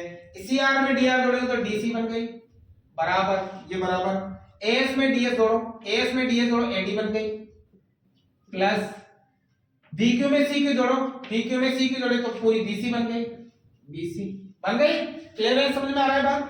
अब यहाँ देखो हमें चारों भुजाओं को बराबर करना है, तो यहाँ नाम सिंगल आने चाहिए, तो बताओ AB किसके बराबर है, CD के, तो यहाँ CD लिखो या DC लिखो, एक ही बात है, तो दोनों की जगह एक ही नाम लिखेंगे हम, क्योंकि दोनों बराबर है।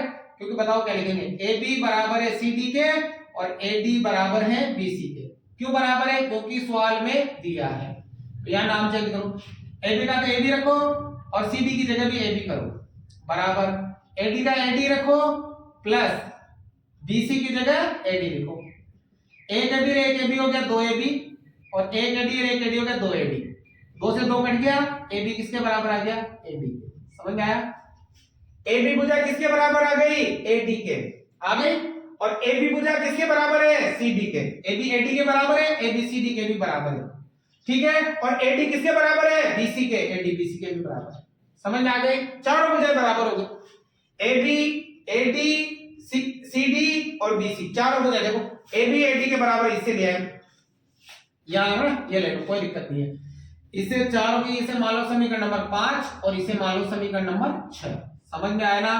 तो समीकरण नंबर 5 व 6 से क्या है, 5 में 6 में देखो AB किसके बराबर है, AD के, अब बराबर, अब इधर देखो AB किसके बराबर है, CD के, या AD किसके बराबर है, BC के, कैसे भी कोई दिक्कत नहीं है। AB किसके बराबर है, CD के, तो ये CD के, अतः हम कह सकते हैं कि ABCD एक क्या है, एक सम चतुर्भुज, क्लियर है बात, समझ में आ गई। नहीं है तो डिटेल में जाओ, प्रश्नावली पे पढ़ो। लास्ट आज की क्लास यही खत्म करूंगा मैं, बाकी कल जरूर बता दूंगा आपको प्रश्नावली 4 और 8 के जो इंपॉर्टेंट क्वेश्चन है 4 नंबर के। अगला लिखा है, सिद्ध कीजिए कि किसी बाह्य बिंदु से किसी वृत्त पर खींची गई स्पर्श रेखाओं के बीच का कोण और स्पर्श बिंदुओं को मिलाने वाले रेखाखंड द्वारा केंद्र पर अंतरिक्ष कोण का समपूरक होता है। हमें करना है, सिद्ध करना है किसी बाह्य बिंदु से किसी वृत्त पर खींची गई स्पर्श रेखाओं के बीच का कोण, मान लो ये एक वृत्त है और ये बाह्य बिंदु है, मान लो बाह्य बिंदु का नाम T है, इस बाह्य बिंदु से स्पर्श रेखाएं खींचो, एक ये और एक ये, मान लो ये TP और ये TQ, ये दो स्पर्श रेखाएं हो गई, ठीक है। स्पर्श रेखाओं के बीच का कोण मतलब ये वाला, और स्पर्श बिंदुओं को केंद्र से मिलाने पर बना कोण, ये केंद्र है और स्पर्श बिंदु ये है, इसको केंद्र से मिलाओ, स्पर्श बिंदु ये है, इसको केंद्र पर मिलाओ, ये वाला कोण, इन दोनों कोण ये क्या होते हैं, समपूरक। समपूरक का मतलब होता है जिन दो कोणों का योग 180 डिग्री है, उसे हम समपूरक कोण कहते हैं। मतलब हमें सिद्ध करना है कि इन दोनों कोणों का योग 180 डिग्री होता है, उस सवाल में यूज किया था मैंने। हमें सिद्ध करना है इन दोनों कोणों का योग 180 डिग्री होता है। सबसे इजी क्वेश्चन है, सबसे आसान क्वेश्चन है, और 3 नंबर में पूछा जा सकता है आप लोगों से, इसलिए ध्यान से सुने। सबसे पहले लिखेंगे, सवाल में दिया है क्या दिया है समझने का प्रयास करें कि केंद्र O वाले वृत्त पर बाह्य बिंदु क्या नाम है TP, बाह्य बिंदु T से स्पर्श रेखाएं TP व TQ स्थित है, ये स्पर्श रेखाएं हैं और आपको करना है सिद्ध क्या स्पर्श रेखाओं के बीच का कोण और स्पर्श बिंदुओं को केंद्र से मिलाने पर बना कोण, मतलब इन दोनों कोणों का योग 180 होता है। POQ प्लस PTQ, कोण PTQ बराबर होता है 180, मतलब ये दोनों समपूरक होते हैं, हमें सिद्ध करना है। उत्पत्ति सबसे आसान क्वेश्चन है, सबसे आसान। सबसे पहले मुझे बताओ ये वाला कोण कितने डिग्री का है 90, क्योंकि ये स्पर्श रेखा और त्रिज्या के मध्य बना 90 डिग्री होता है। ये वाला भी 90 है, त्रिज्या और स्पर्श रेखा के मध्य बना कोण। तो सबसे पहले लिख लो कोण OPT बराबर है 90 डिग्री और कोण OQT भी है 90 डिग्री। कारण हो जाएगा प्रमेय नंबर 10.1 से, ठीक है। अब ये चतुर्भुज है आपके पूरा चतुर्भुज POQT से मुझे बताओ चतुर्भुज के चारों कोणों का योग कितना होता है 360। चार कोण कौन कौन से, दो तो ये रहे और दो ये रहे, है ना। यहां से देखो एक ही बात है। एक तो कोण POQ प्लस PTQ, ये वाला कोण PTQ प्लस एक ये वाला OPT, कोण OPT प्लस एक ये वाला OQT, कोण OQT बराबर 360 और कारण लिखोगे यहां लिख देता हूं मैं AST, वही एंगल सम प्रॉपर्टी। यहां पर इसका मतलब होता है हो जाएगा चतुर्भुज कोण योग गुणधर्म से। अब इसके बाद मुझे बताओ OPQ ज्ञात करना है, ये ज्ञात करना है, तो इसको से हम लिखो POQ plus PTQ plus OPT 90 QT 90 बराबर 360। 90 180 होगा उधर भेज दो, तो कोण POQ प्लस कोण PTQ बराबर 360 माइनस 180, ठीक है ना। तो घटाओ 180 बचा, ये लिख देना आगे है यहाँ पे, तो इति सिद्धम, ये प्रूव हो गया। तो इस तरह से आपको जो मैंने सवाल बताया आज, ये क्लास आपको अच्छे नंबर दिला रही है, आप जरूर देखिएगा। देख ली होगी, लास्ट तक पहुंच ही गए होंगे आप लोग। कल मैं पक्का आपको प्रश्नावली 8 और 4 के जो 4 नंबर के क्वेश्चन आएंगे वो भी बता दूंगा, और जहां तक हो सकेगा कुछ क्वेश्चन 1-1 नंबर के जो मैंने पहले बताए थे, लेकिन कुछ प्रश्नावलियों के नहीं हो पाए हैं। सबसे बड़ी समस्या तो डिजिटल बोर्ड की है, पहले यहाँ लिखना पड़ेगा, फिर सवाल गोल करना पड़ेगा, फिर उसको मैं घर जाके एडिट करूंगा, तो बहुत बड़ी समस्या है। वरना मैं आपको पूरा जो कंप्लीट पढ़ा था, लेकिन इसके बाद अगर 10th के बाद आप लोग साइंस मैथ में एडमिशन लेना चाहते हो तो उसके लिए गणित की जो क्लासें हैं वो इस चैनल पर आपको बिल्कुल आसान भाषा में मिलेगी। आपने हमारे पहले भी वीडियो देखे होंगे, हमारी लैंग्वेज देखी होगी, तो इसके लिए आपका सपोर्ट चाहिएगा। समझ में आया हो तो अच्छे से लाइक करें, अधिक से अधिक शेयर करें, और चैनल पर नए हो तो सब्सक्राइब जरूर कर ले। उसका कोई पैसा नहीं है, हम आपको निःशुल्क आपके लिए मेहनत कर रहे हैं, ये आपके लिए ही पढ़ाया जा रहा है, और हमें कोई शौक नहीं है, ठीक है। आपसे कोई पैसा भी नहीं ले रहे हैं, इसलिए अधिक से अधिक शेयर, लाइक, सब्सक्राइब जरूर करें। Thank you watching for this video.